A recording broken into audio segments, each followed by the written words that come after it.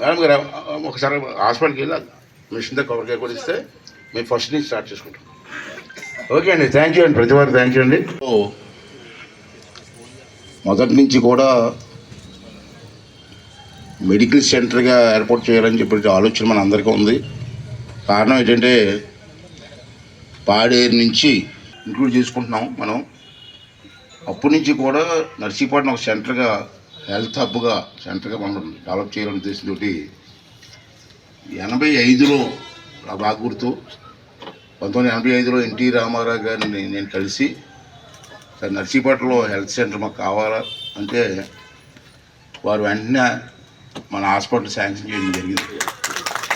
85లో ఇప్పుడు కాదు, ఎన్టీ రామారావు గారు స్వర్గీయులు ఎక్కడ ఉన్నారో తెలియదు కానీ అది నాకు అడిగిన వెంటనే శాంక్షన్ ఇచ్చాడు 100 బెడ్ హాస్పిటల్. తర్వాత మళ్ళీ నేను వెళ్ళి బిల్డింగ్ కావాలంటే మళ్ళీ ఎన్టీ రామారావు గారి బిల్డింగ్ కూడా శాంక్షన్ చేశారు. శాంక్షన్ చేయడం కదా వారే స్వయంగా వచ్చి నర్సీపట్నం వారి చేతుల మీదుగా ఆ బిల్డింగు శంకుస్థాపన చేశారు. తర్వాత చంద్రబాబు నాయుడు గారు వచ్చిన తర్వాత మళ్ళీ ముఖ్యమంత్రి అయిన తర్వాత దాన్ని 150 చేయమన్నాను నేను. బెడ్ 100 నుంచి 150 చేయమంటే వారు 150 చేశారు.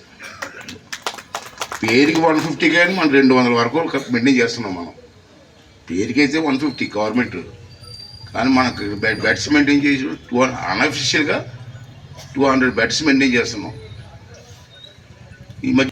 అయితే ఇవన్నీ కూడా చాలామంది కష్టం ఉంది దీంట్లో. నా ఒక్కటి కష్టమే కాదు, ఎన్టీ రామారావు గారు, చంద్రబాబు నాయుడు గారు, నేను, తర్వాత కమిటీ మెంబర్సు, అలాగే అఫీషియల్స్ కూడా చాలా సహకరిస్తూ వస్తున్నారు మనకి. అది ఇంత ఫాస్ట్గా డెవలప్ చేయడం అంటే కష్టం. దీంట్లో మన నర్సీపట్నం స్పెషాలిటీ ఏంటంటే డెలివరీస్కి స్పెషల్ సెంటర్స్ తయారైంది మనది.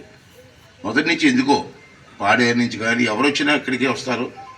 తర్వాత మళ్ళీ తెలుగుదేశం పార్టీ వచ్చిన పాడేరులో హాస్పిటల్ అన్నీ వచ్చాయి. పాడేరు హాస్పిటల్ వచ్చింది, అరకు హాస్పిటల్ వచ్చింది, చాలా హాస్పిటల్ కట్టాం. అయినా అక్కడ హాస్పిటల్ ఉన్నప్పటికి కూడా ఎక్కువ మంది మన హాస్పిటల్కి వస్తూ ఉంటారు ఎక్కువ డెలివరీస్కి. తునిలో కూడా ఉంది హాస్పిటల్, తునిలో కూడా మంచి హాస్పిటల్ ఉంది, ఎన్టీ రామారావు గారు ఇచ్చిన హాస్పిటల్ అదిని. కానీ తుని నుంచి కూడా ఇక్కడికి వస్తారు డెలివరీస్కి. ఇంకేదంటే ఇక్కడ నమ్మకం నర్సీపట్నం హాస్పిటల్కి వెళ్తే సేఫ్గా ఉంటుందనే ఉద్దేశంతో నేను తున్నోళ్ళకి చెప్తాను, మీ హాస్పిటల్ ఉంది కదా మళ్ళీ ఇక్కడికి ఎందుకే మీరు వస్తారంటే, సార్ ఇక్కడ అవకాశం ఇవ్వండి సార్, ఎక్కడైతే అక్కడి నుంచి వచ్చేస్తారు. హాస్పిటల్ మంచి తునిలో లేక కాదు, అంటే నర్సీపట్నం సెంటర్ మీద పబ్లిక్ ఒపీనియన్ అది, ఇక్కడికి వెళ్తే సేఫ్గా ఉంటుందనే ఉద్దేశంతో అంచేత మన హాస్పిటల్ డిసిప్లిన్ ఉండాలమ్మా.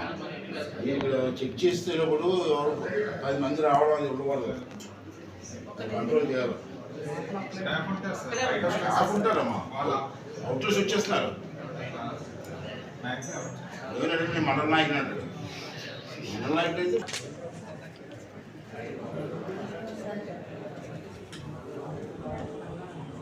అమ్మా లేడీస్ వింగ్ కాబట్టి అక్షగారు నువ్వు చేసుకోవడం అవ్వాలి మీరు వాడదు.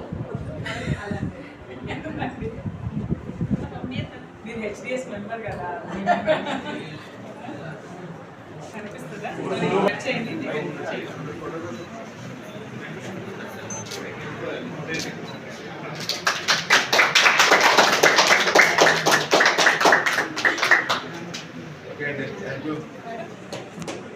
మంచి అచీవ్మెంట్ మాకు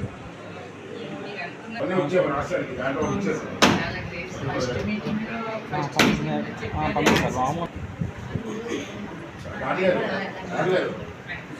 డోర్స్కి స్ప్రింగ్ డోర్స్ పెట్టండి.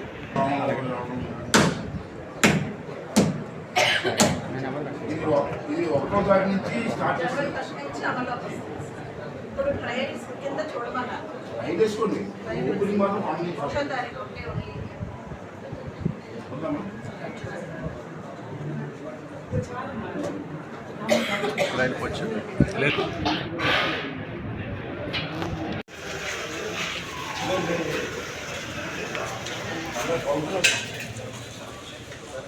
కూర్చొని చైర్స్ కావాలి మా అందరికి చెప్పాను కదా.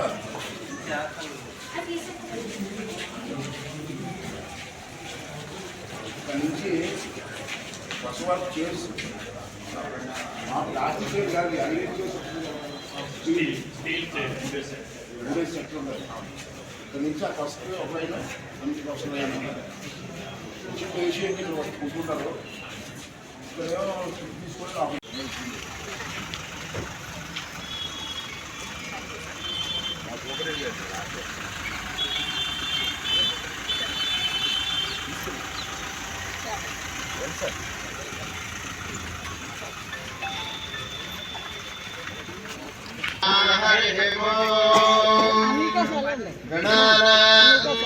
గణపతిం హవామహే కవిం కవీనాముపమస్తవస్తమం జ్యేష్ఠరాజం బ్రహ్మణాం బ్రహ్మణస్పదాన శృణ్వన్నోదభస్యేదసాదనం ప్రణో దేవీ సరస్వతీ వాజేభిర్వాజినీపతి ధీనామవిత్రిగపతు సత్వమివ దవనా పురంతో యత్ర ధీరామనధావధమక్రత అత్రాధికాయ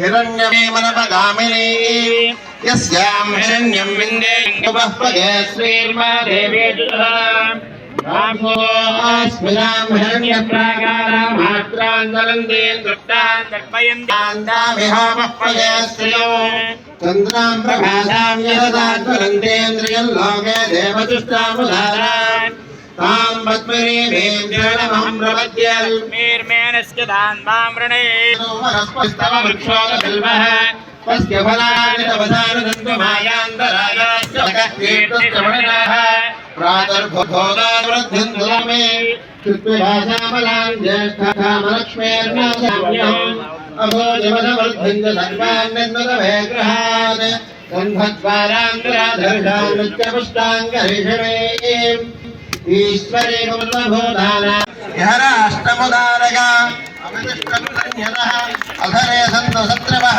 ఇంద్రవివృత్రహాదిష్ట క్షేత్రాణి సంజగర్ణ ఇంద్రకేణమదే ధరతో ధ్రువం ధ్రువేణ హవిషా తస్మై దేవాధిబ్రవన్న అయం చ బ్రహ్మణస్పతిః.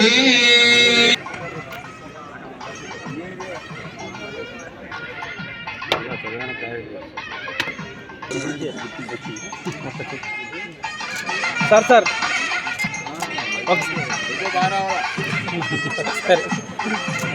మళ్ళీ చేస్తాను.